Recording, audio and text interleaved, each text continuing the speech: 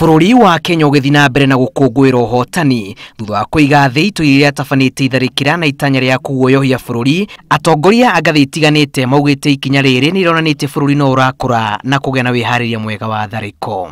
We commend our security forces for the robust, rapid and coordinated response to this evil that saw lives saved and the country reassured. Tuulize jamii ya kimataifa wasije wakafanya any cancellation because wameona vile professionally these people have been neutralized and there's nothing to fear coming to Kenya. And I saw one security officer guarding, taking care of so many people like there is no danger for him, so determined to ensure that our people are safe. So I really commend our security forces for what they have done. Angĩ nao makiumĩrĩria arĩa matigĩtwo nĩ endwa wao na kũnyũrũria njama ya itoi gũkũ makĩhĩmbĩria kĩo kĩa honge cia ũgitĩri na kũrĩa igithia matikahũrwo nĩ huũkanio ici.